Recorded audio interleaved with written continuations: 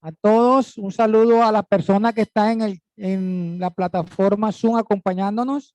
La Caja de Compensación Familiar Cajamat, su directora, la doctora Marta García, y la jefa de programa especial, la doctora Adi Martínez, le da la bienvenida hoy a esta, la cuarta tertulia Samaria de este año 2023, titulada Geografía, Demografía y Economía del Magdalena Grande, 1950-1999.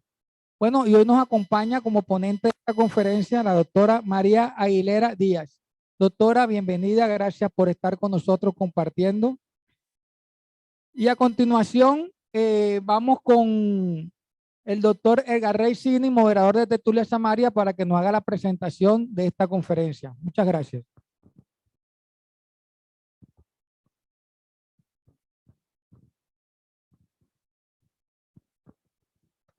Muchas gracias, Omar. Buenas noches a todas y a todos. Nos agrada tenerlos acá.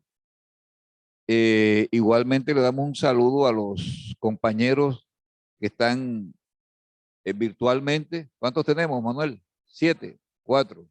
Somos 4, creo que el doctor Normando Suárez está conectado a Bogotá y la señora Josefina Palomino en Chimichagua.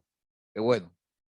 Sin duda alguna que la tertulia va a cumplir ya en junio 8 años. Comenzamos en el año 2015, 8 años, increíble.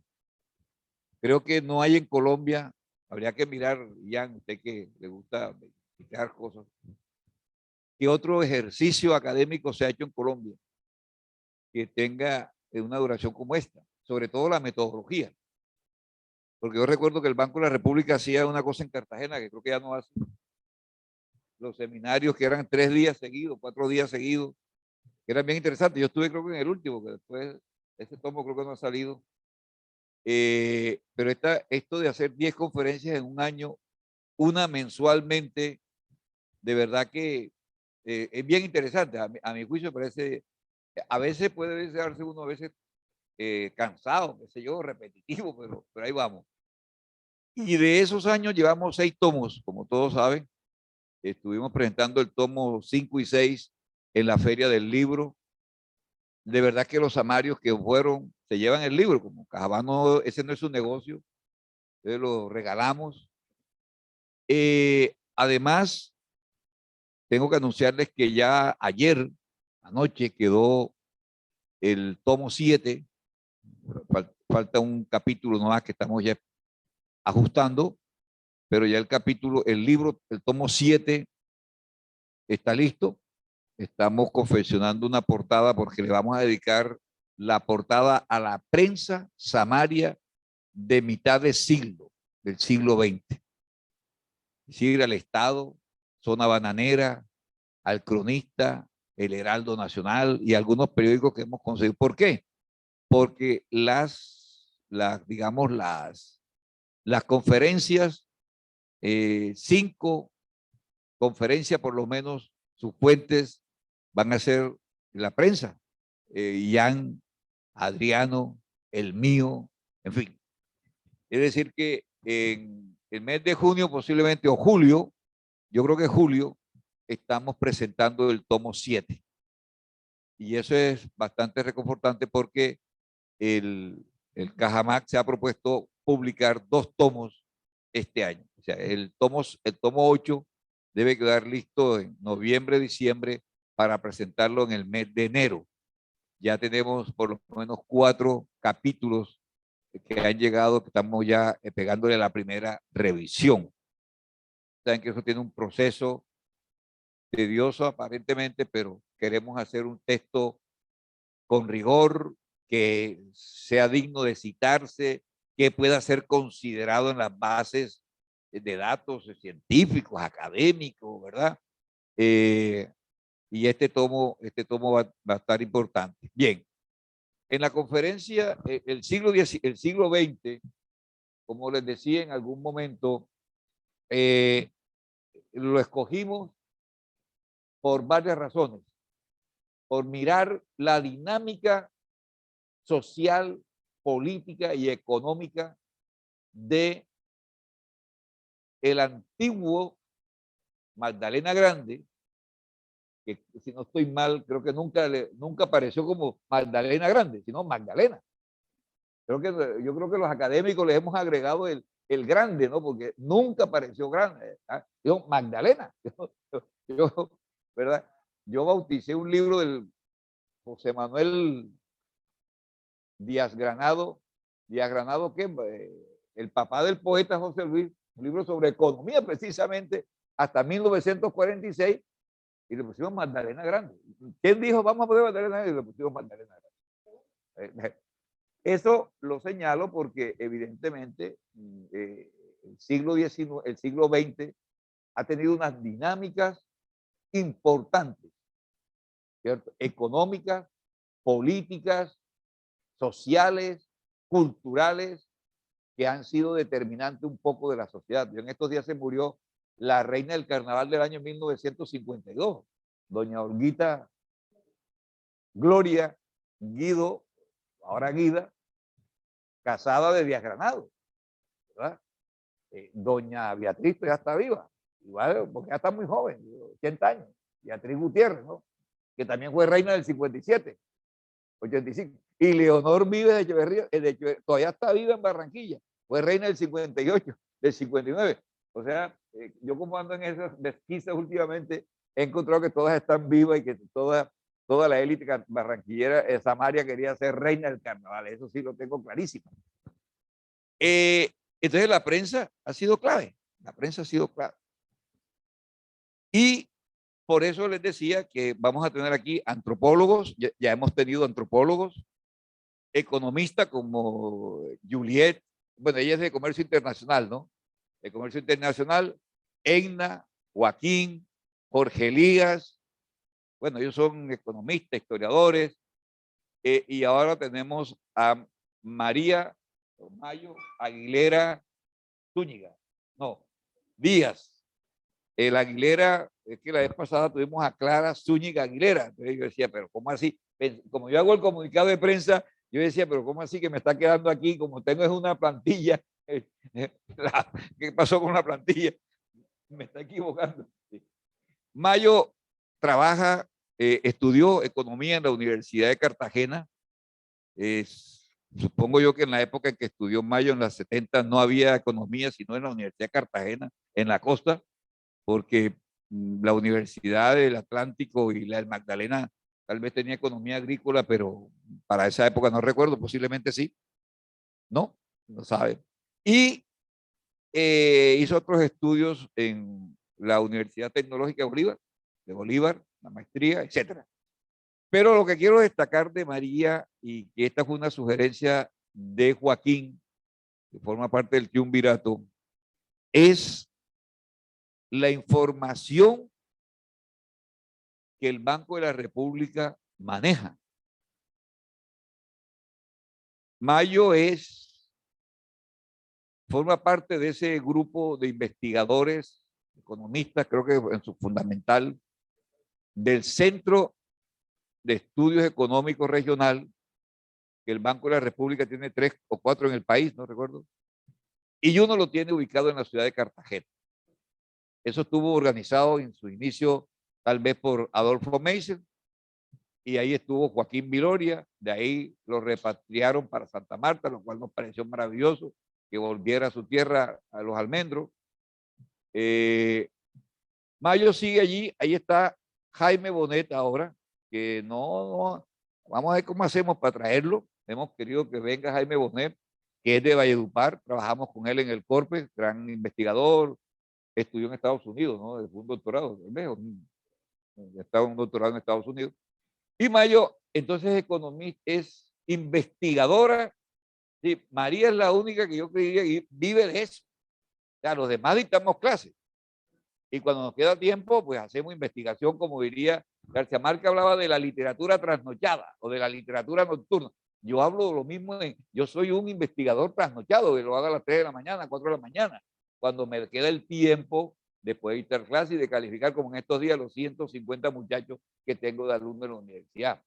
Mayo está dedicada a eso y a nosotros nos parece eso importante porque esta es una información, uno podría decir oficial, ¿verdad? Y que esto va a reflejar un poco la realidad de estos 3 departamentos. Hay personas que dicen, yo creo que esos departamentos no han debido dividirse nunca.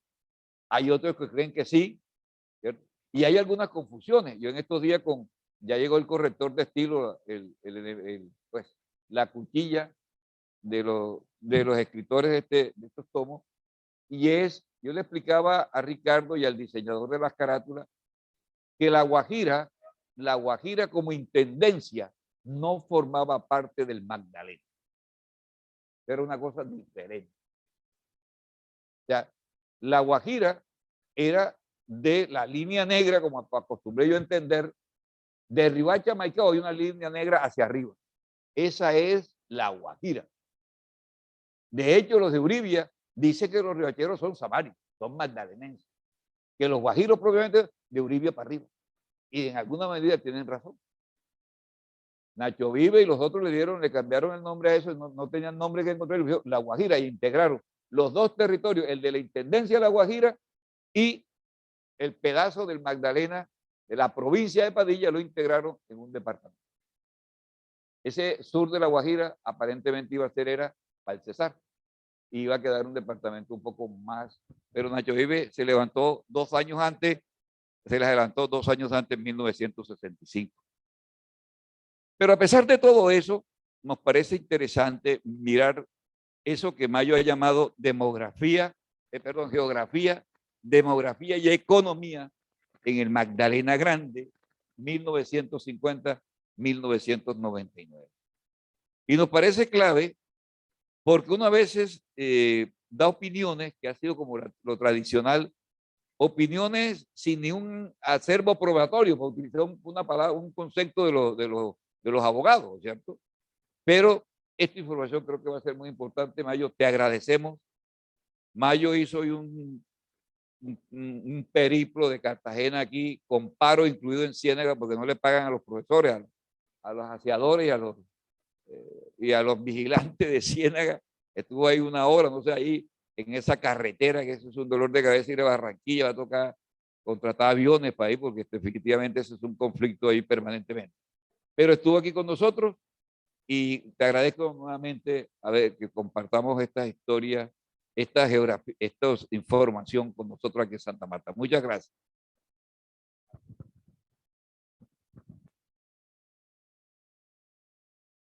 Gracias a la Caja de Compensación Familiar del Magdalena por hacerme la invitación para estar aquí con ustedes en esta tertulia, y a los organizadores de este evento como Edgar, Omar y todos los que han participado en esta organización. Bueno, como ya Edgar les avanzó, pues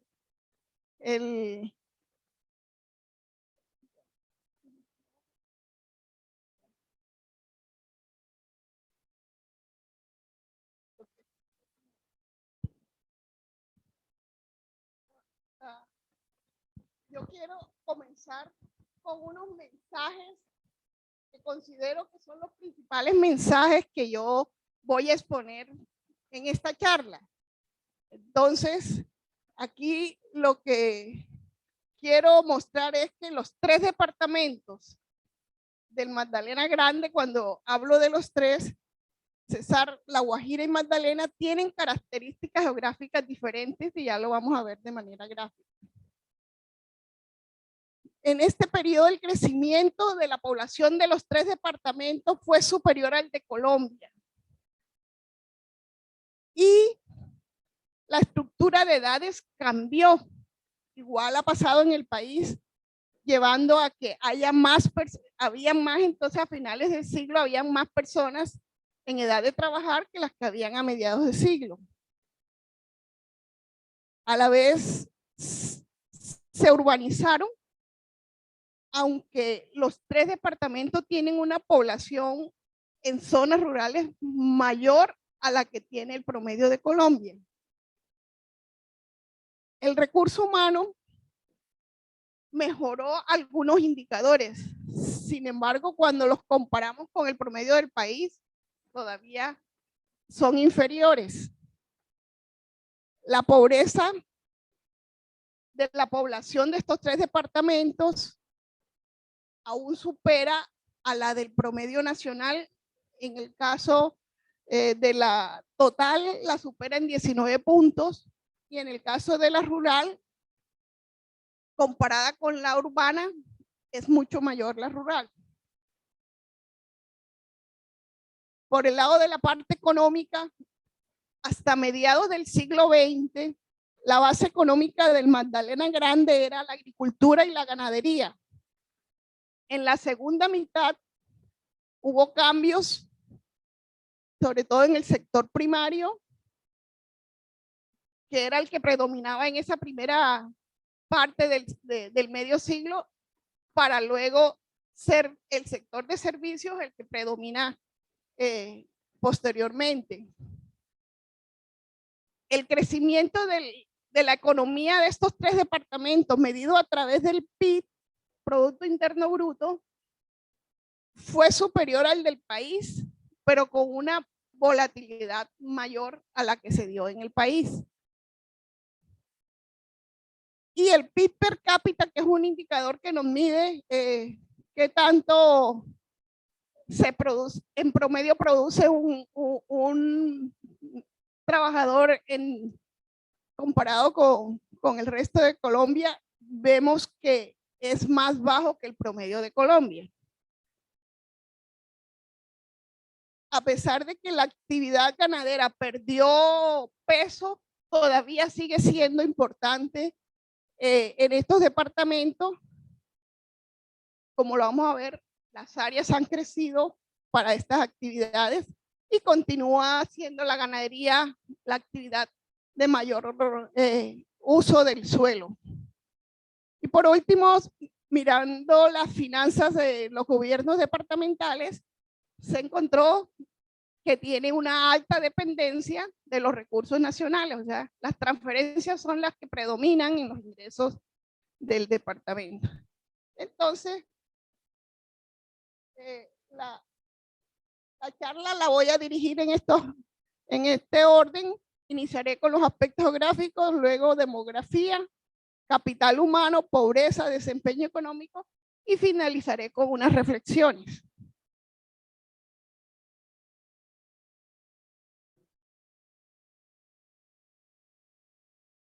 En cuanto a los aspectos geográficos, encontré que comencé con los aspectos geográficos porque es que la geografía, como son los suelos, los climas, influye mucho en la productividad de los suelos y en lo que puede producir una región. Entonces aquí, mirando la parte de los 3 departamentos, encontré que La Guajira, que es la que tiene la menor superficie, con 20.848 kilómetros cuadrados, tiene zonas muy diferenciadas. Una zona montañosa y se tiene unas zonas planas y con climas y vegetaciones muy diferentes. Por ejemplo, la parte alta de La Guajira es una parte seca, donde el clima es muy alto y la producción allí y la vegetación es escasa, o sea que es una parte donde la actividad agrícola difícilmente se puede desarrollar. Pero la parte media y baja que tiene las zonas montañosas es una área que sí se tiene de pronto algunas zonas, algunos suelos con humedad y fertilidad que pueden ser utilizados para la parte agrícola. En cuanto al Cesar, que es el segundo departamento en tamaño, también contiene zonas montañosas como la serranía del Perijá, que es esa zona larga que está pegada a Venezuela, en donde predominan montañas de más de 300 metros sobre el nivel del mar, pero también el Cesar tiene una zona plana que es la parte que irriga los ríos Magdalena, Cesar e Iriguaní, que es la mayor área, el 80% de la zona del Cesar es una zona plana que permite las actividades agrícolas o agropecuarias, porque tiene mucha ganadería. Y en cuanto al Magdalena, es el departamento más grande y con una variedad más amplia de su territorio, porque contiene ciénagas, bahías, llanuras y elevaciones montañosas, como es la serranía, la Sierra Nevada de Santa Marta.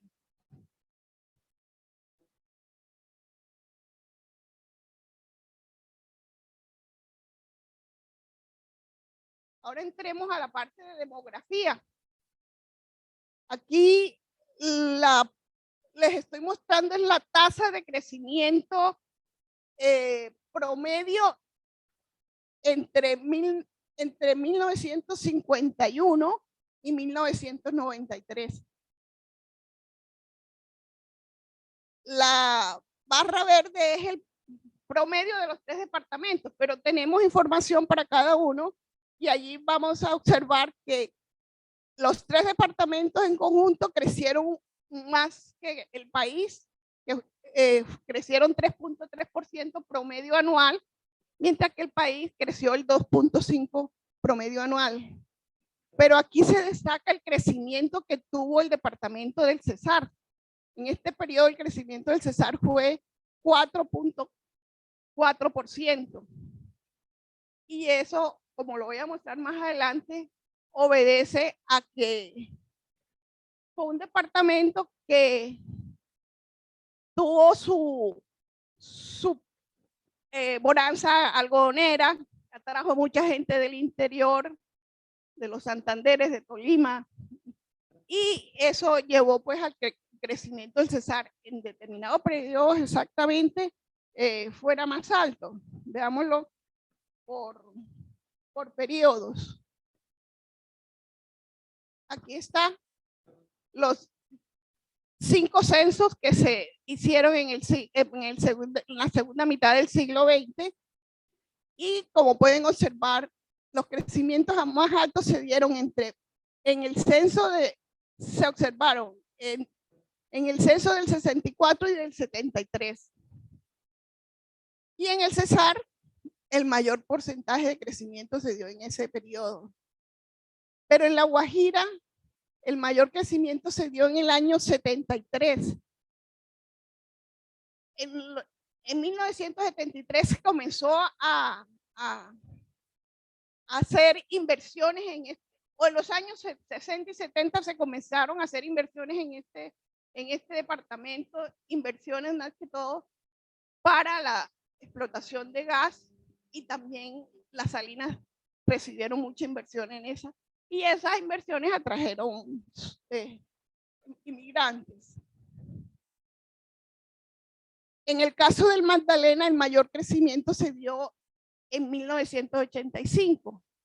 Y aquí lo que pude encontrar es que en los años 70 y 80 se dio el desarrollo del Rodadero, que con la infraestructura hotelera y de apartamentos se comenzó a desarrollar el turismo.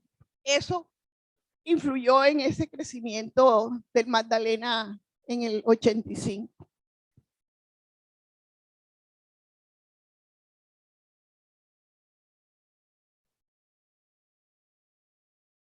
El crecimiento de la población obedece a tres aspectos: nacimientos, mortalidad infantil y migración. Entonces yo traje esta tabla mostrando los indicadores por quinquenios de 1985 y 2000. Y aquí, como podemos ver, es que en los 3 quinquenios la tasa de natalidad disminuyó. En el caso del último quinquenio 95-2000, por cada 1000 pobladores nacían 34 en el Cesar, 32 en La Guajira y 28 o 29 en el Magdalena, mientras que en Colombia eso era 24. Entonces, por eso es que tuvimos un mayor crecimiento en este periodo, más nacimiento. Pero también influye en la mortalidad infantil, o sea, los niños menores que mueren, niños de menos de un año que mueren en ese periodo, y encontramos que también ha bajado, sin embargo, el porcentaje de descenso no es tan alto y duplica en algunos casos al porcentaje nacional. Por ejemplo, el Cesar presentó en el último quinquenio del año del periodo analizado 45 muertes por cada 1000 pobladores. La Guajira 44 y Magdalena 37, mientras que en Colombia era 28, que es un porcentaje, bueno, para esa época bastante alto. Se ha disminuido, pero todavía no está tan bajo. Y aquí la tasa de migración, cuando es negativa, es porque salen más personas de las que entran. Y en este caso, para el último quinquenio, todas fueron negativas con excepción de La Guajira. Y en los otros quinquenios también fue negativa. Obedece a que fue un periodo de mucha violencia, inseguridad en nuestros campos, que eso también hizo que mucha gente saliera del campo hacia las ciudades o hacia otros departamentos.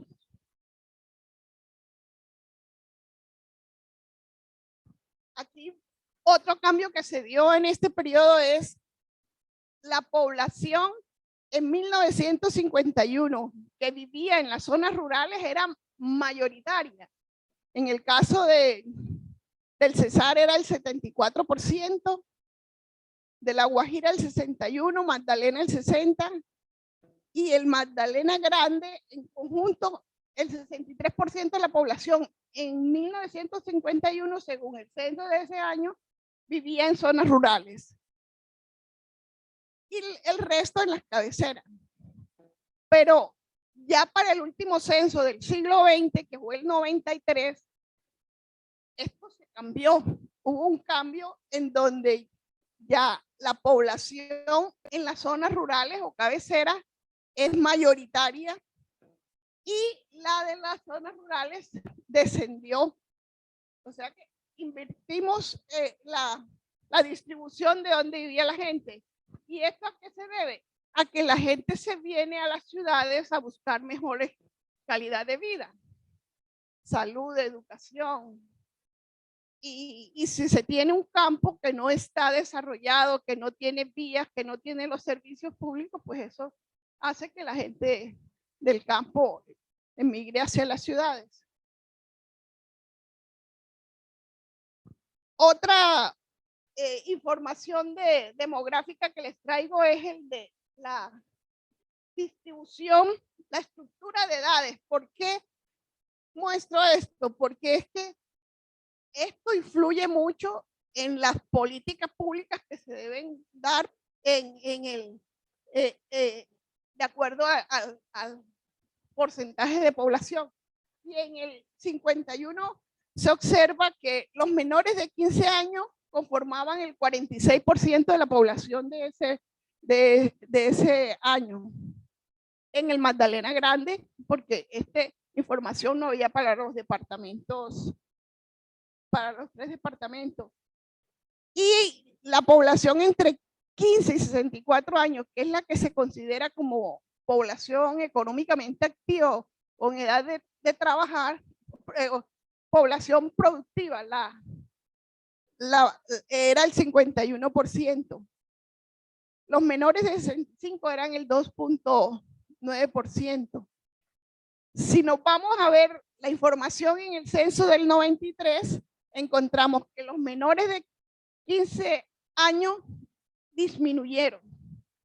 Y eso se observa en las bases de las pirámides. Aquella la base era más ancha acá se va poniendo más angosta la base. Los que estaban entre 15 y 64 años aumentaron, se pasaron de 51 a 57% del total de la población, y los mayores de 65 años también aumentaron el 3.9%. Hay un indicador que se llama carga económica o dependencia económica que mide la población menor de 15 más la de 65 sobre el total de personas que están productivas. Entonces, en el 94, la carga económica era por cada 100 personas que estaban produciendo, 94 eran dependientes de esas personas que estaban produciendo. En el 93 esto bajó a 76, por lo que había más personas en edad productiva.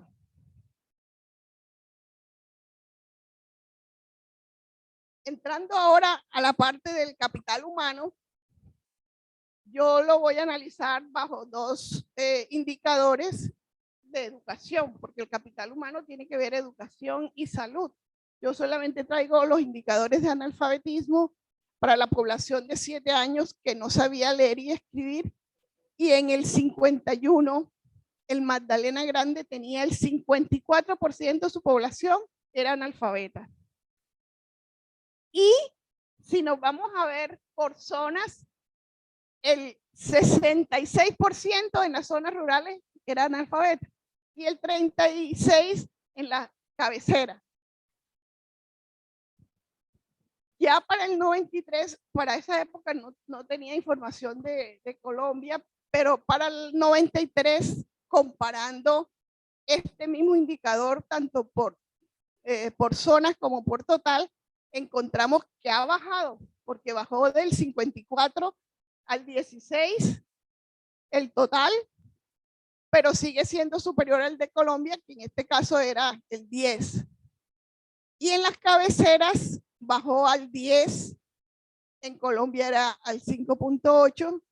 El resto, o sea, la zona rural, todavía sigue siendo la zona con mayor población analfabeta, que a finales de siglo todavía teníamos el 26% de la población de estos 3 departamentos que no sabían leer ni escribir. El 25, sí, 26, 25.8. Ahora, si nos vamos a analizar por cada departamento, encontramos que el total en el Magdalena y en el Cesar era 16.1 y 16.8, y la Guajira era menor, 11.9. Pues es un departamento muy despoblado.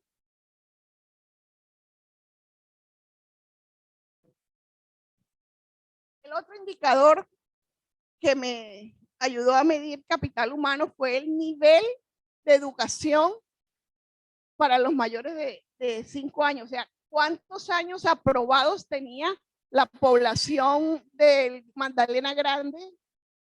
En total tenían 3.3 años aprobados, o sea que primaria, mitad de primaria. Y la de las mujeres era menor. Pero miremos ahora el año 93, que se ha mejorado, pero todavía sigue siendo un indicador muy bajito. Las mujeres tienen un mejor indicador que el de los hombres, pero todavía el número de años aprobados de los departamentos del Cesar, Magdalena, es menor al de Colombia. Solamente la Guajira tiene 2 puntos porcentuales más altos. Y en el caso de las mujeres en Colombia tienen 9.5. Eso muestra pues que la educación en las mujeres ayudó pues mucho a que este indicador fuera mejor que el de los hombres. Entrando ahora a mirar el tema de pobreza, la pobreza la voy a medir a través de un indicador que es el de necesidades básicas insatisfechas, que es un indicador que mide las características de las viviendas y de las personas y hogares que carecen de alguna de alguno de estos indicadores. Entonces, aquí también solamente presento 73 y 93 porque los indicadores de estos se consiguen desde ese periodo. Y aquí pues encontramos que sí se ha mejorado la pobreza porque el NBI compuesto, que es el que incluye todas las deficiencias anteriores, en el caso del Cesar pasó del 79 al 55, la Guajira pasó del 82 al 54 y el Magdalena pasó de 79 a 55. Se mejoró el indicador, pero todavía sigue siendo muy alto comparado también con el del país. Y este indicador, cuando la persona tiene más de una dimensión que le hace falta, se considera que está en miseria. Entonces, en este caso, el indicador de miseria es menor que el indicador de pobreza, porque quiere decir que hay más personas con más de una de estas necesidades. Entonces, ya mirando cada una de las necesidades, la que tiene mayor deficiencia es la vivienda inadecuada, que la tiene tanto para el Cesar como para el Magdalena en el 93. El hacinamiento está muy asociado con la vivienda, es el otro, 28 el Cesar, 23 la Guajira y 23 Magdalena.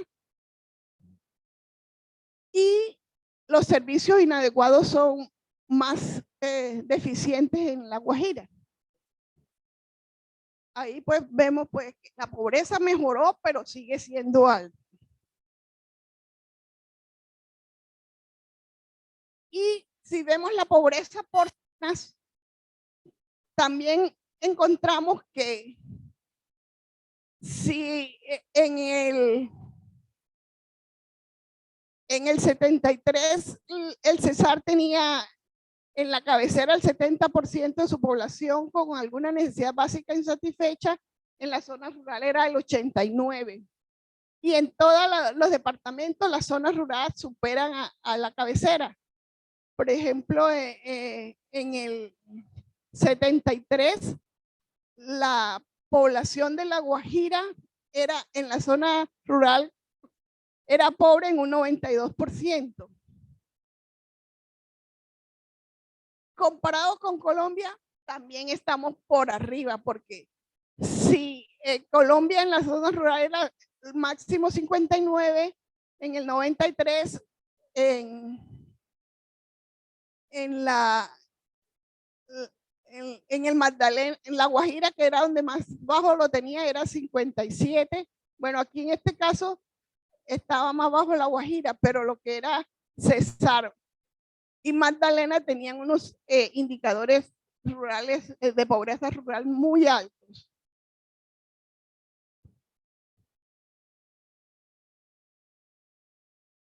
Ahora entremos a la parte del desempeño económico. Y aquí quiero hacer una aclaración.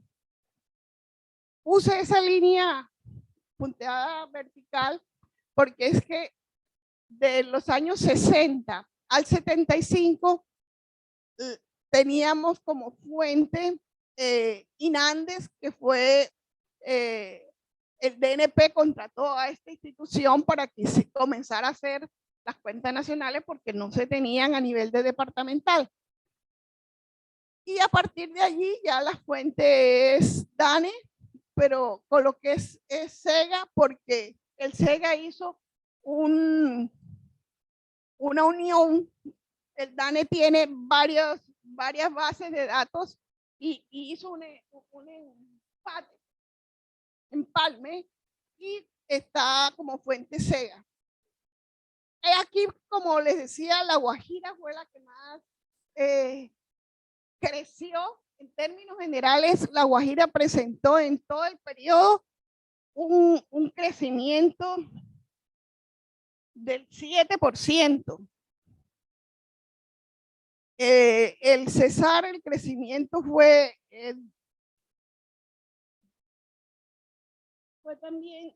muy similar al de Colombia, que fue 4.1, y el Magdalena fue el que tuvo el menor crecimiento y fue de 3 puntos algo. Entonces, en este periodo, el Magdalena fue el de menor crecimiento y la Guajira el de mayor crecimiento. Pero ahí quiero hacer referencia a algunos picos, por lo menos el que se dio en el año 68, 74, como les decía anteriormente, fueron periodos en que la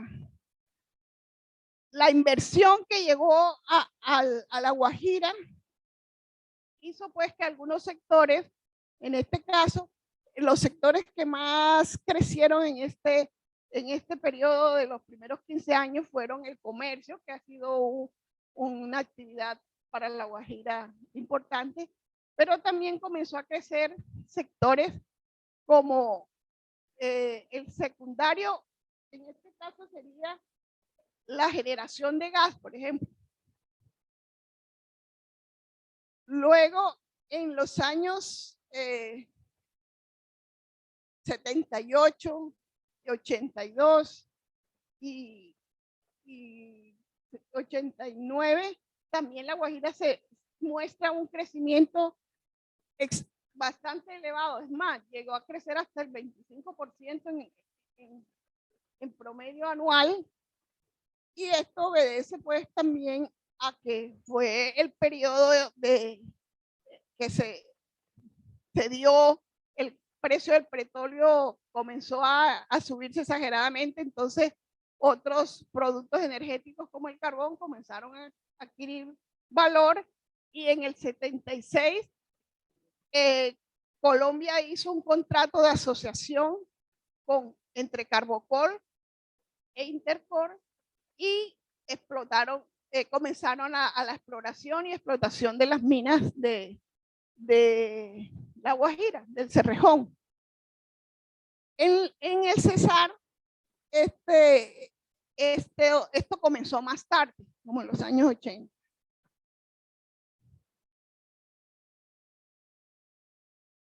Mirando ahora lo que es el PIB per cápita comparado cada departamento con el PIB per cápita del país, y encontramos que en el Cesar, en los primeros 15 años, el Cesar tuvo un PIB per cápita superior al del país. En promedio fue 117%. El del país sería el 100, tenía 17% más alto que el país. Como les decía, por las bonanzas algodoneras que le dejó al Cesar buenos recursos. Y en la Guajira comenzó a tener un PIB per cápita más alto en los años 80 hacia adelante. El PIB per cápita promedio de estos primeros años fue como del 80%, los primeros 15 años de esta gráfica, con excepción del Cesar, que fue del 117. Pero a partir de ahí, no sé si el cambio de metodología, porque también el cambio de metodología pudo haber influido en eso, el PIB per cápita cayó, y en promedio en el Cesar y Magdalena fue el 60%, solamente la Guajira mantuvo su 80%, o sea, en este indicador estamos también por debajo del país. Y aquí les voy a mostrar los cambios que se dieron en la estructura económica basadas también en la producción del Producto Interno Bruto. Pero ahí se los muestro por grandes sectores, primario, secundario y terciario. Aquí, como pueden ver, la gráfica azul corresponde al primario, que incluye las actividades agropecuarias más las mineras. La gráfica punteada negra corresponde a servicios, todos los servicios, incluyendo los del gobierno, los servicios privados, comercio, transporte, comunicación, etcétera.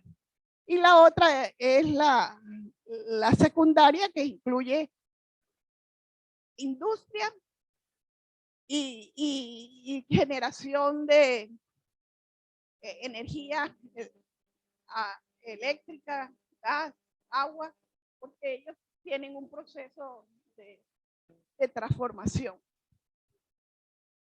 Y como pueden ver, la estructura comenzó a cambiar desde los años 76, pero en La Guajira, que los servicios eran los que más le aportaban a La Guajira, los servicios comenzaron a caer. En este primer periodo, ya se lo muestro en un gráfico, en una tabla, era el 60 y pico % y acá al final bajó al 28%. Mientras que en los otros departamentos los servicios son los que actualmente están haciendo mayor aporte a la economía de estos departamentos. Este es el gráfico, como les decía, en el 60-75 el promedio del sector primario le aportaba a la economía del departamento del Cesar el 62.8 y en la última serie del 76 al 99 bajó a 35.8. El secundario subió un poquito, pasó del 8.7 al 13, pero de todas maneras sigue siendo inferior en los 3 departamentos al total de Colombia, que es el 26. Y el terciario pasó del 28.5 en el Cesar a 50. En La Guajira fue donde el terciario perdió participación y en el Magdalena es casi el 60%, superando al promedio del país que para este periodo fue 58. Y las actividades que más crecieron dentro del sector de servicio fueron las comunicaciones y transporte, donde más creció fue en Magdalena, y el alquiler de vivienda. Son los servicios que tienen más peso. En la parte, los servicios de gobierno también son bastante altos en los 3 departamentos, porque le aportan el 15.8 en el departamento de Magdalena, 14.1 en el Cesar y el 9.8 en La Guajira.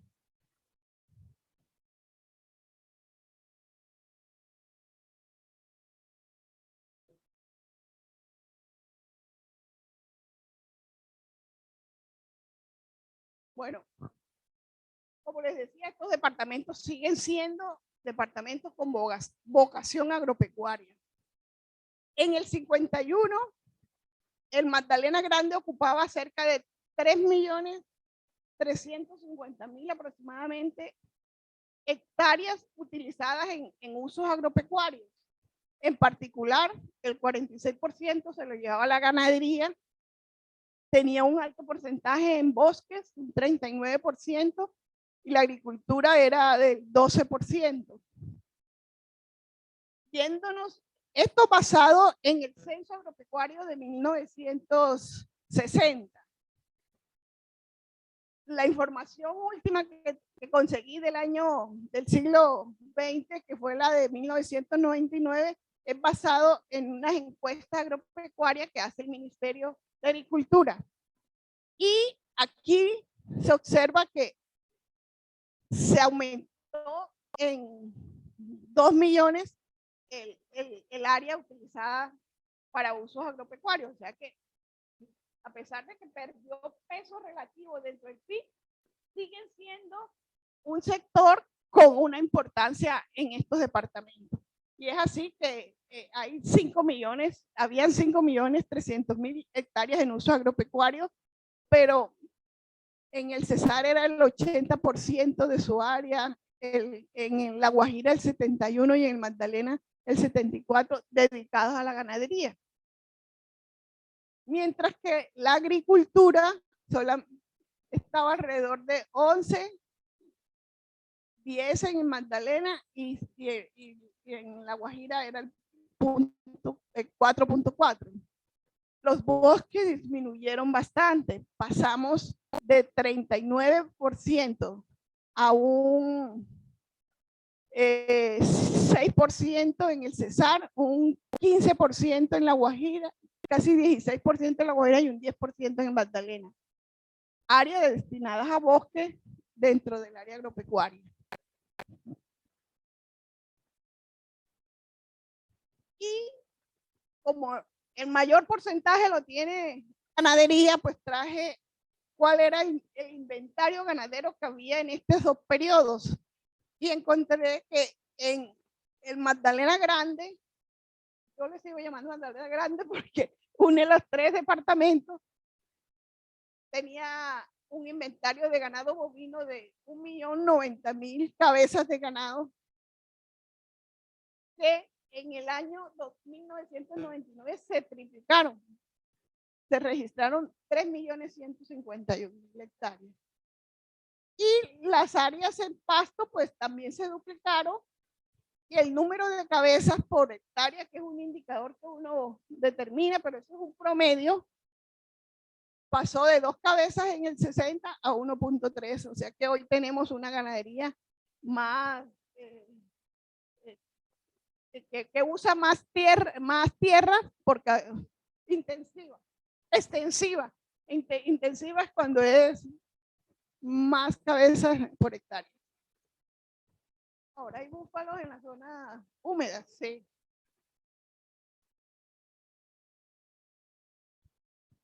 Por el lado de los cultivos, que apenas tenía el 12% del uso de los suelos, encontramos que habían cultivos transitorios, como son estos.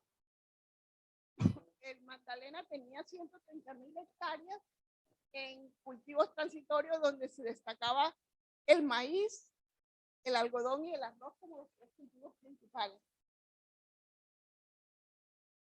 Ya para 1999 encontramos unos cambios. El maíz sigue siendo un cultivo importante en toda la región y el arroz también, pero aquí aparece que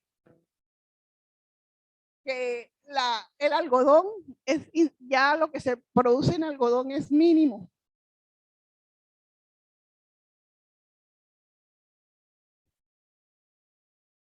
Mirando ahora los permanentes, que son los que de más de un año, encontramos que en los años 60 el banano y el plátano estaban juntos.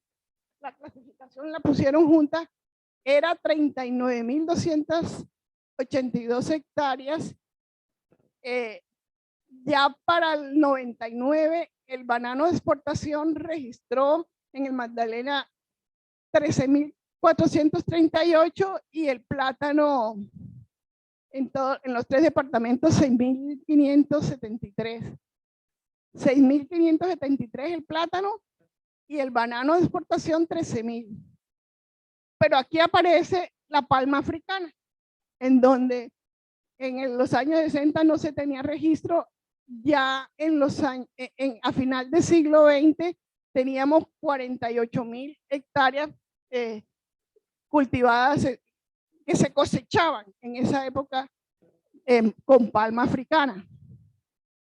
La yuca también ha sido un cultivo tradicional y ancestral, sigue siendo importante, más o menos el mismo porcentaje de área. Y ahora también hay algo de plátano, de ñame, que antes no aparecía.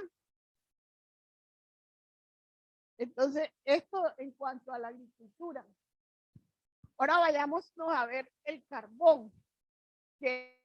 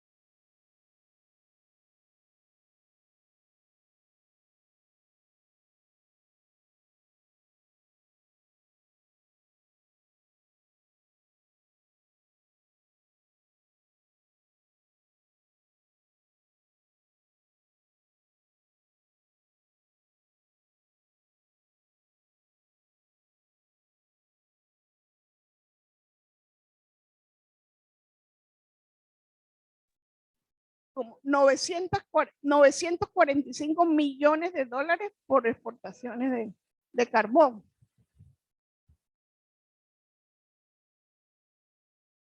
Y para terminar, vamos a mostrarles algo de la situación fiscal, ya que el gobierno tiene un alto porcentaje dentro del PIB.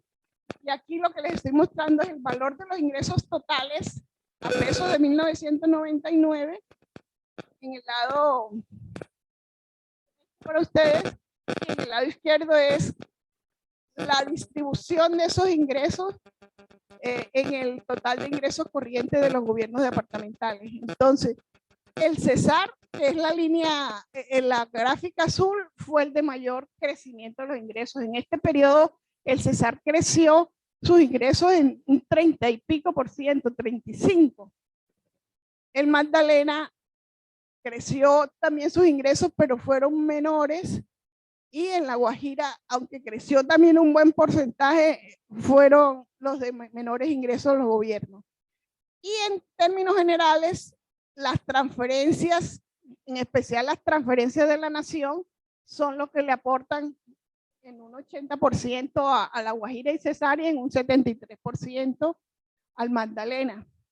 El Magdalena es el que tiene un poco más de ingresos tributarios que los otros dos departamentos. Sin embargo, el Cesar tiene 17, el Magdalena tiene 25 y La Guajira tiene 12.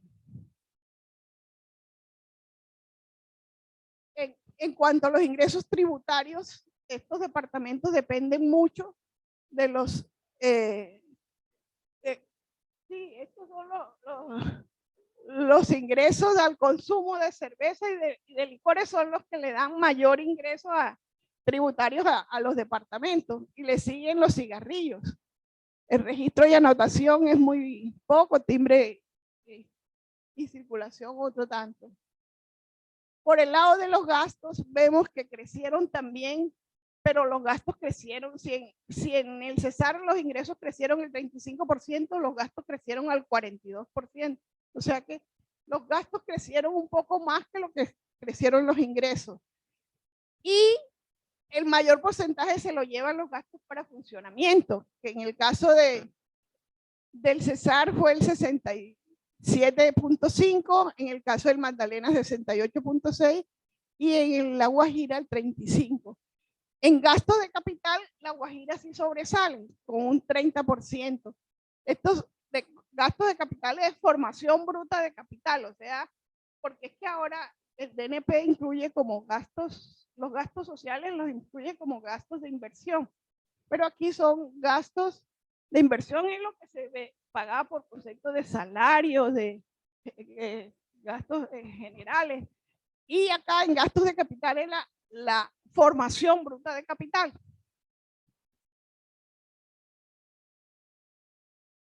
Bueno, para terminar, yo quiero dejar estas reflexiones.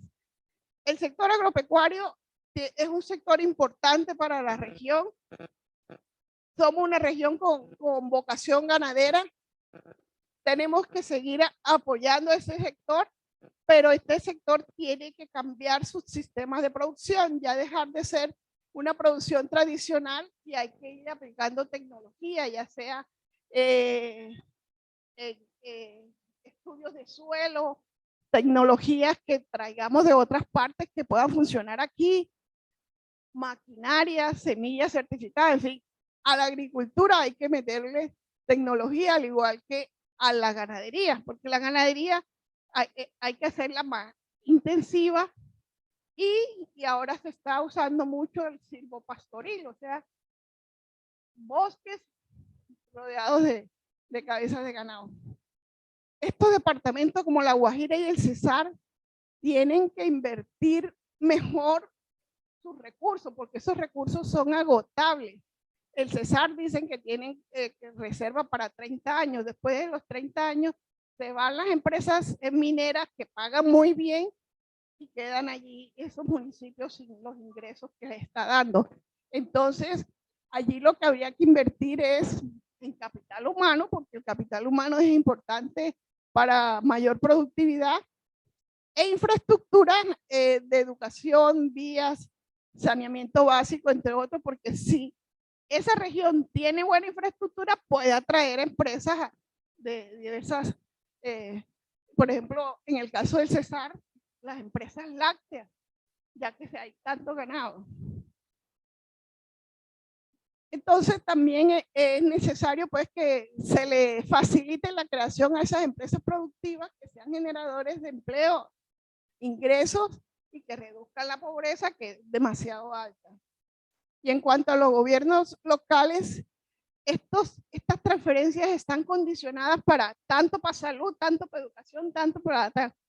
Ellos deben mejorar sus ingresos propios, que son los que en realidad le pueden destinarlo para mejorar infraestructura y capital humano y hacer que las actividades productivas en la región sean más competitivas. Bueno, esta fue pues mi charla en el día de hoy.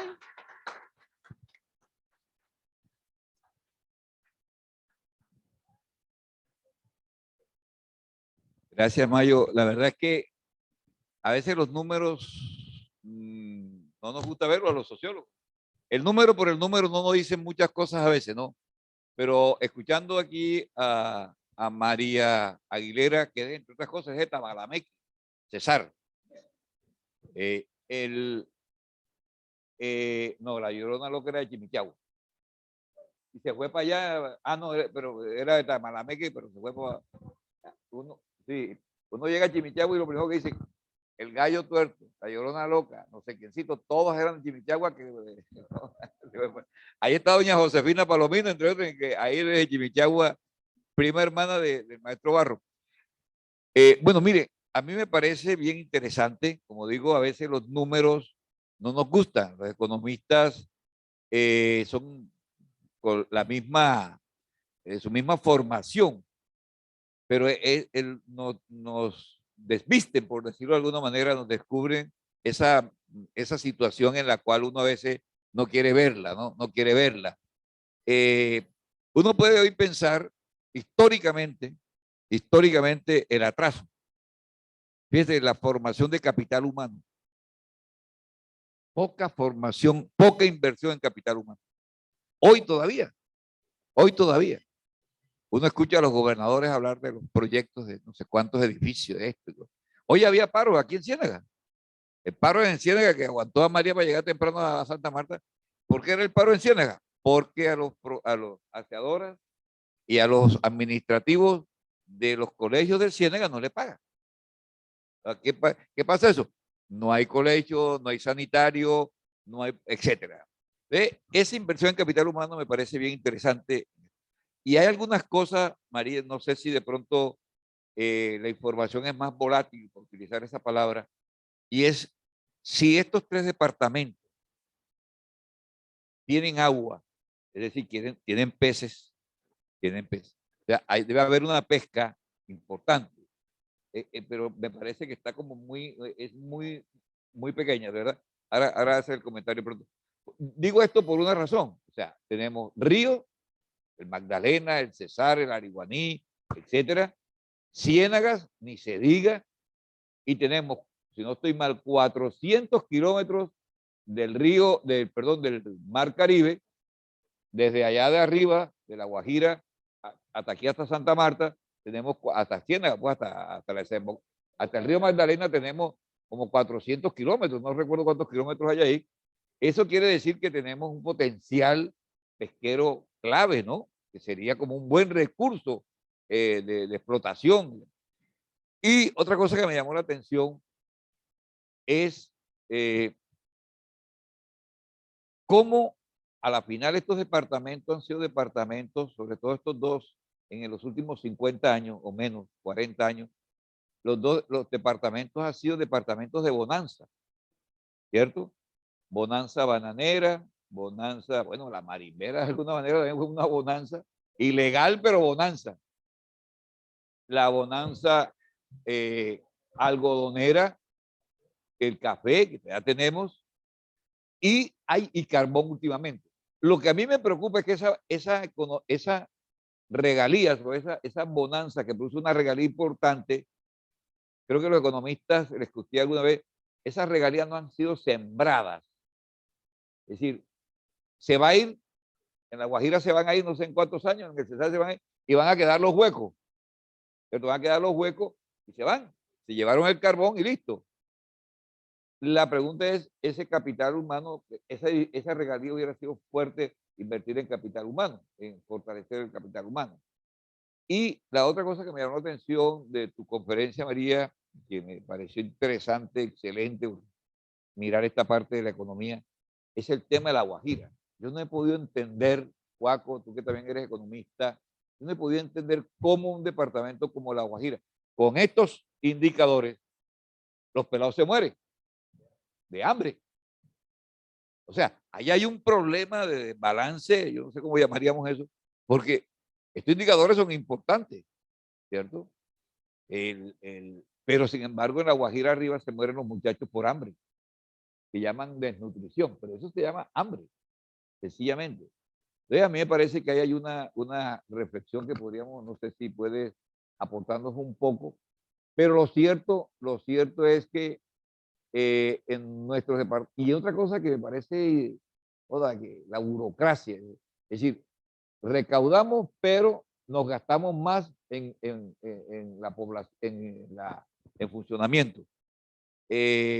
Paso entonces, si ahora sí a las preguntas y ahorita te puedes referir a lo que yo estaba planteando. No sé si alguna pregunta, Ian.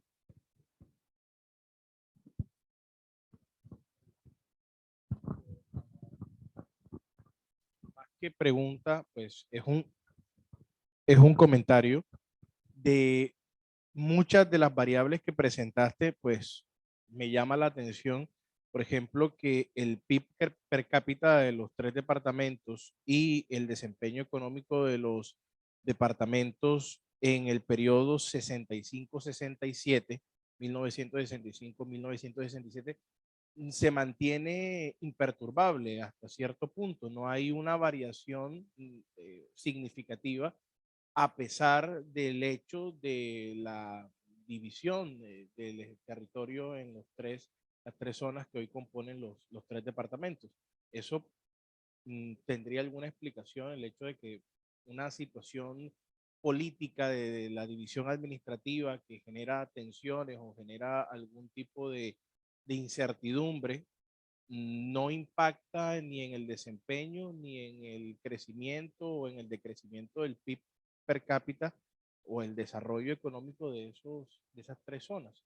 Es como ese hecho que me llama la atención precisamente porque pensaría que a partir de la división de las tres zonas, Guajira, Cesar, Magdalena, habría algún tipo de variación negativa, pero básicamente se mantiene igual.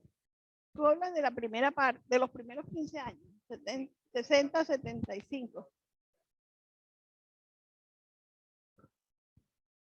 Bueno, el PIB per cápita está muy asociado con la población, ¿no? Entonces, si ha habido un crecimiento de la población mayor que el crecimiento de la producción, pues el PIB per cápita no va a crecer.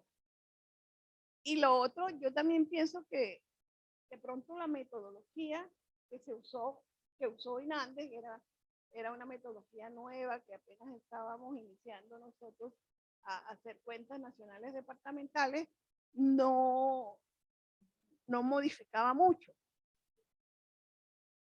y tendrían porcentajes muy similares para determinadas actividades.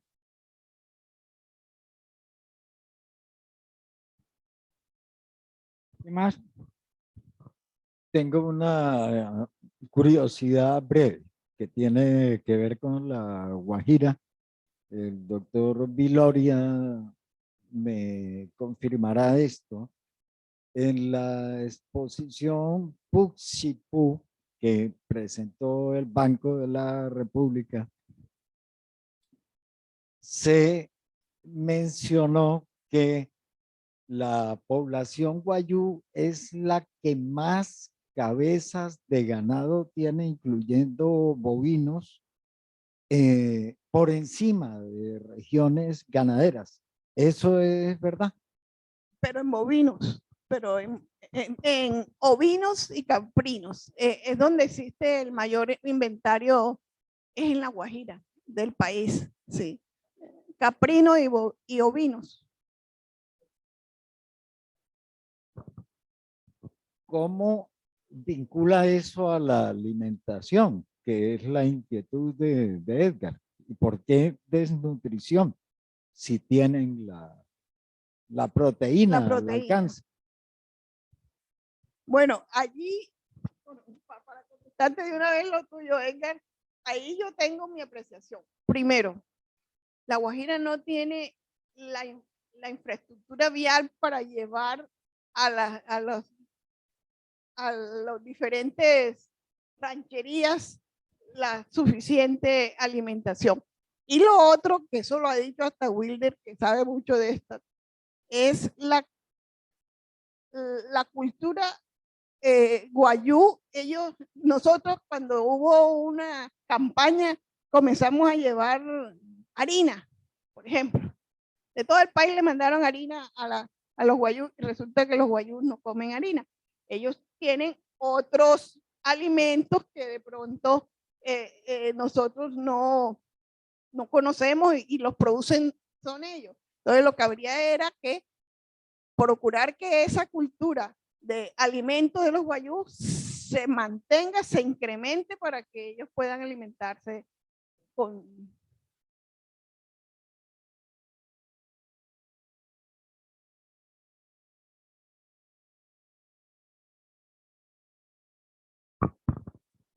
Siguiendo con el tema de La Guajira, bueno, Mayo, felicitaciones por la presentación. Siguiendo con el tema de La Guajira, esto se lo escuché hace muchos, muchos años, una cosa más anecdótica. Esto no creo que aporte mucho, pero yo trabajé en un tema de pesca artesanal hace muchos años y en una de las reuniones que hicimos en una ranchería, un cacique, un indígena, decía como muy tranquilo, miren, nosotros estamos aquí, no sé, a cuántos kilómetros allá arriba en Bolivia, a cuántos kilómetros de los ríos, y él decía, ¿por qué no nos traen el agua? Nosotros nos estamos muriendo de sed, tráiganos el agua. Y había un funcionario público de cualquier institución, de la alcaldía, de la gobernación, de planeación nacional, y decía, no, nosotros entendemos, pero ustedes también deberían entender, el río más cercano está, voy a decir a 100 kilómetros, imagínense, traer el agua a 100 kilómetros hasta acá, usted debería entender. Y el indígena creo que le puso fue una cascarita. Después cuando él contrapregunta, ¿no? Y él dice, pero de aquí sacan el gas por tubos, aquí mismo, y se lo llevan para allá. ¿A cuántos kilómetros está Barranquilla? Y llega hasta allá el gas. ¿Y por qué no puede traer el agua a tantos kilómetros? Yo pienso que le hizo una trampa. El pobre tipo no supo qué responder, ¿cierto? Es para decir esa, digamos, como esa injusticia de que sí, el gas sí se puede sacar en tubos cientos de kilómetros. Cualquiera podría decir, sí, es un argumento populista, etcétera, ¿no? Sí, pero sí se puede sacar una cosa, pero no se puede llevar la otra. Bueno, eso era como, digo que no creo que aporte mucho, pero me acordé precisamente de esas discusiones que se dan en torno a La Guajira.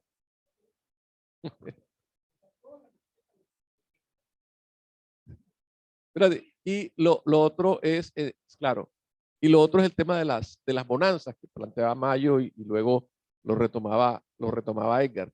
Digamos, si desde la economía las bonanzas se han visto, digamos, cuando nos aparecen en nuestra cultura, no en todas las culturas, como una lotería. Entonces me gané la lotería. Entonces llegó la bonanza del café, ¿sí? Sembraron café o llegó la bonanza del algodón y nos volvemos ricos. Y por supuesto en los 70, 80 llegó la bonanza del carbón y exactamente lo mismo. Y se toma de alguna manera como una lotería. Yo voy a aprovechar, yo me gané la lotería, yo no hice mucho esfuerzo y lo que hago es dilapidar los recursos y precisamente esos recursos vía regalías, vía impuestos, vía sueldo. Porque igual yo o uno cualquiera como un empleado que gana muy por encima de la media departamental, yo también debería aprovechar esos recursos para educar a mis hijos, para darle una mejor condición. Pero digo que no es en todas las culturas, porque cuando uno, o sea, por ejemplo, el petróleo, que ve uno el petróleo en los, bueno, los países árabes, pues con toda esa ostentación y toda esta locura, o en Venezuela, etcétera, mal aprovechado. Pero en cambio apareció petróleo en Noruega, o sea, un país por allá, al norte de Europa, frío, y el gran productor de petróleo en Europa es Noruega, y Noruega sí dijo, aquí sí vamos, les vamos a enseñar cómo se aprovechan los recursos, y Noruega es el país, uno de los países más ricos de Europa, con muy poca población, con las mayores reservas internacionales de Europa que tienen, pueden dejar a producir petróleo mañana y su población tiene unas reservas internacionales que pueden vivir, no sé, 100, 200 años con eso. Entonces, sí, esta otra cosa cultural de que ellos sí no se dejaron llevar porque esto es una lotería y vamos a gastarnos de esta forma, y educaron. O sea, me dicen los nórdicos, o sea, los suecos, los noruegos, que hace 100 años los noruegos eran los campesinos, eran los corronchos, eran vistos por los daneses y por los suecos como lo peorcito que había ahí, y hoy es todo lo contrario. O sea, como la economía a partir del petróleo que pudimos hacerlo nosotros a partir del carbón, o cómo cambiaron ellos la historia y la economía de un país pobre realmente hasta hace 100 años.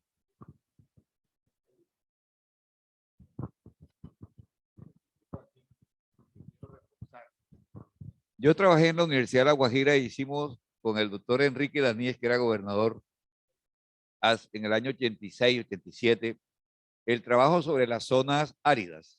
Creamos una especie de fundación. Y era la discusión esa. El río, el tipo decía, de Bogotá, de Ligar, tal vez decía, no hay necesidad de pelear con el Magdalena siquiera. Traigamos el agua de Palomino, del río Palomino, que la mitad es del Magdalena y la otra mitad es de nosotros. Pero la podemos traer del río Ancho, la podemos traer del río Caña, porque los guajiros decían, arriba y abajo, cualquiera, decía, tú pasas la frontera a Venezuela, con Chávez, sin Chávez, antes de Chávez, después de Chávez, y hay dos tubos, y esa era la caricatura que yo me traje de La Guajira. Hay dos tubos, hay un tubo que viene y hay otro tubo que va.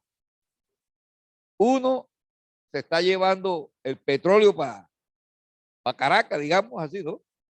Para Maracaibo, y el otro me está trayendo el agua. ¿Y eso por qué no se puede hacer aquí en Colombia? ¿Y ven? Los dos tubos. La historia de los dos tubos. Es que el tipo decía, es que hay una historia de dos tubos que no hemos podido comprender. En ese entonces estaba la salina del banco y estaba Chuchupa 1 y Chuchupa 2, que es el gas, y después, y estaba el boom que tú señalas, del boom del carbón, que volvía el tema, el tubo, los dos tubos. Y una última cosa que quería señalar, Mayo, en tu intervención, es ahí de pronto no está la parte de la economía del contrabando, porque en la década de los 70 y 60 se mueve mucho la economía de La Guajira, sobre todo en los 70, con el auge fuerte de Maicao. Maicao va a ser un punto importante por una razón. En el año 74, recordarán ustedes que hicimos una conferencia sobre la carretera Riohacha-Santa Marta que se inaugura en el 74, que hizo una explosión al contrabando, porque era que el contrabando antes entraba, era las cajetas aquí a Lancón o a Taganga, y para traerlo por tierra había que dar la vuelta por Valledupar, subir al Alto de Minas y bajar a Caracolicito, llegar a Fundación y montarse a veces en el tren, para traer contrabando desde Maicao. Era una vaina lejos. Cuando se abre la carretera Riohacha-Santa Marta, la cosa se pone más fácil. Ya son 167 kilómetros. 167 kilómetros. Por eso es que el gobierno tiene que montar como 5 cadenas de la DIAN ahora, antes se llamaba de la aduana, pero eso activó, a mi juicio, esa economía de del 73 que tú señalas, porque me parece que hay una población importante. A Maicao llega mucha gente de todo el país. Y una última cosa que quiero dejar así también, y que con Juaco la hemos venido reflexionando, y que ojalá pudiéramos conseguir un conferencista en economía, un sociólogo, Juaco y todos los que están aquí, de estas migraciones, que la migración a Copey y a Codazzi, una migración fuerte. De mi pueblo se vino medio pueblo. Yo tengo 200 primos en Codazzi, tengo 2 primas hermanas. Entonces la gente se vino a coger algodón. Se terminó la bonanza del algodón y se quedaron ahí. William Fierro, periodista aquí en Santa Marta, ¿no? Él es de Codazzi. El papá y la mamá son de Pinto. Se conocieron en Pinto y ahí se casaron en Codazzi. Fierro Marriaga, son de Pinto. Entonces, este tipo de reflexiones es porque el siglo XX, sin duda alguna, tiene unos entrecruzamientos que todavía nos hace falta entender. De verdad que sí, ¿cierto? No ha sido fácil porque, bueno, Juaco y Jorge han trabajado el cacao, el café, el banano, este tipo de cosas. Pero yo creo que con esto que nos deja aquí Mayo, nos deja una tarea y ya en todo, de indagar, ¿cierto? Yo metí la cuña porque es que hoy hablé con un hombre que me dijo que estaba criando búfalo, ¿cierto? Y el problema es búfalo, ¿y por qué está criando macho y no hembra? Entonces eso me lo explicó. Oye, yo no, y el búfalo necesita agua. Me dijo, ¿por qué el búfalo es mejor que la vaca? La vaca en el verano, en el invierno hay que moverla. En cambio el búfalo no, el búfalo vive en el agua. Lo único que el búfalo, el problema del búfalo es que atraviesa una finca y se puede como una vaca. Entonces me toca pagarle la vaca a la persona. Y tengo que darle un proceso para que ese búfalo no entre al río Magdalena. Es una cantidad de cosas y eso todavía creo que estamos en pañales en esta parte. No sé si tienes algún comentario final, Mayo. No, pues para finalizar, agradecerle a ustedes la presencia aquí, que a pesar de que habían tanto número, lograron mantenerse. Espero que. Y segundo es, hay que mejorar el capital humano. Eso es importantísimo, que todos los gobiernos, y tanto locales como departamentales, tienen que mirar ese recurso. Sí. En algunas cosas sí.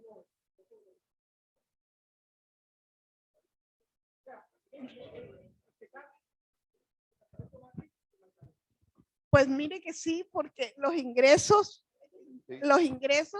del Cesar en el 99 eran 176.000 millones, el total de ingresos, y en el Magdalena eran 136.000. En La Guajira era menor, 90 y pico.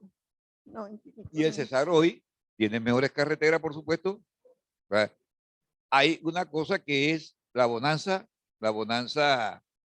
carbonera, que a mi juicio tiene un peligro en este momento, que se están malbaratando la plata. Por ejemplo, el gobernador actual está haciendo un edificio de no sé cuántos miles de millones de la regalía, 150.000, que se llama el Museo de la Cultura Vallenata. Es una cosa en el Valledupar. Entonces, y tú encuentras todavía algunos municipios como el Tamarameca, etcétera, pero sin duda alguna que han mejorado las carreteras, las vías, etcétera. Pero ojalá se siempre mejore en el capital humano. Pero fíjate que hay una contradicción. Yo se la digo en Valledupar, yo soy profesor allá. Mientras el Parque de la Leyenda Vallenata tiene 23 hectáreas, la Universidad Popular del Cesar funciona en menos de 3 hectáreas. O sea, están preocupados más por esa inversión, ese entretenimiento, que por formar el capital social que necesita el departamento. Y está apenas incursionando en especializaciones. ¿Ve? Que debieran tener, con todos esos recursos, pudieran tener, y creo que es la universidad, cuando se miran los rankings de las 3 universidades o las 7 universidades, hay un problema de institucionalidad. Bueno, para finalizar nuevamente, dime, Raúl. Doctora María, felicitaciones. Me parece que las cifras nos muestran cómo vamos, cómo estamos. Hay un detalle que usted lo mencionó, pero mostró cómo ha descendido, ¿no?, la selva en estos departamentos. Cada año la tala es mayor. ¿Con qué fines? Con el fin de la siembra de la coca y de otros cultivos. Y hay una cosa que no parece que fuera mínima, que fuera insignificante, pero es la producción frutal en el Magdalena, por ejemplo, para mencionar una sola cosa. Hay que ver los camiones que salen de mango de la Troncal del Caribe, de Minca, y ese mango no se aprovecha en el Magdalena. Los agricultores del Magdalena casi no se lucran de ese mango. Ese mango se van a lucrar en Barranquilla, que le compran la canasta a 2.000 pesos de mango, una canasta de mango a 2.000 pesos, y allá en la fábrica de expulpadora lo utilizan como base para hacer la mostaza, la salsa de tomate, los dulces de leche, porque le quitan el sabor, ¿no?, y lo toman como masa base para ciertos productos. Eso parece insignificante, no se menciona, pero es un rubro interesante. Así es. Hola. Que el crecimiento en la zona era mayor por época que en otras partes del país. ¿Por qué?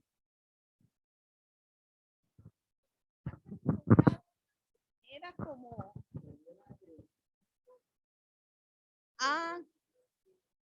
bueno, el crecimiento económico fue mayor, pero el crecimiento de la población también fue mayor. Entonces eso llevó, el crecimiento económico atrae personas. Usted donde vea que haya un desarrollo, allá llega la gente. Entonces, el crecimiento económico que se dio en esos departamentos atrajo población, y la población creció más que la del país.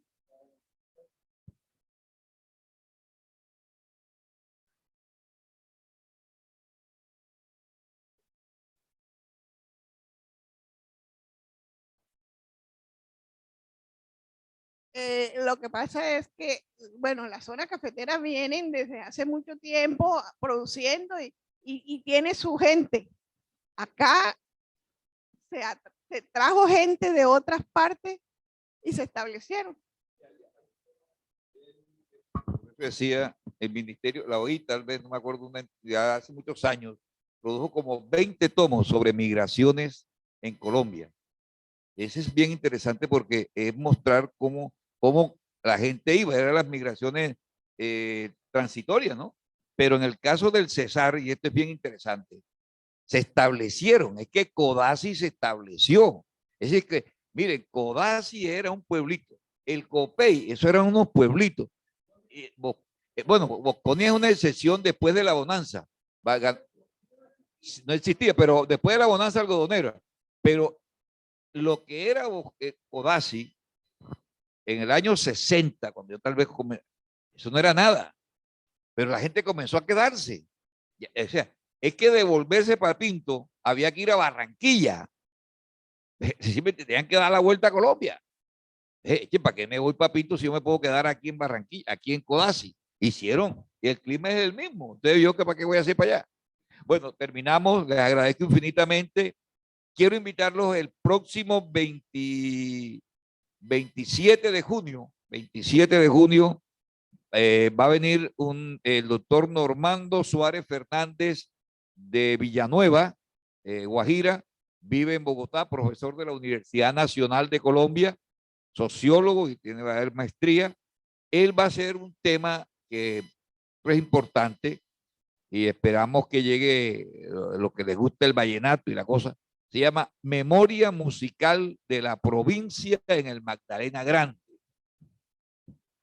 Raíces del vallenato. Normando viene trabajando hace rato la presencia de músicos de la música clásica, por llamarlo, en el sur del departamento de La Guajira. Y mucha gente de La Guajira que iba a estudiar al Instituto de Música de Cartagena, que nació coincidencialmente con el Instituto de música del departamento del Magdalena. O sea, en Cartagena había uno y aquí en Santa Marta había otro. Y esos músicos, y hay una cantidad de partituras, etcétera. Creo que vamos a tener una conversación bien agradable con el doctor Normando Suárez dentro de un mes. Y dentro de 2 meses vamos a hablar de los italianos en Ciénaga y Santa Marta. El doctor Javier Moscarella va a hablarnos sobre estos, un trabajo de investigación que viene haciendo hace unos 10 años y que va a mostrarnos los avances que tiene. Creo que el libro va a salir próximamente publicado por la embajada italiana o algo así. Entonces, esa es la invitación. Omar, muchas gracias por...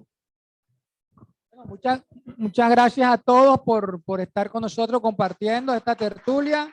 Las personas que estuvieron acompañándonos en el chat también, muchas gracias por estar con nosotros. Doctora, gracias por aceptar esta invitación y compartir con nosotros. Bueno, los invito a un cóctel aquí a la salida. Muchas gracias.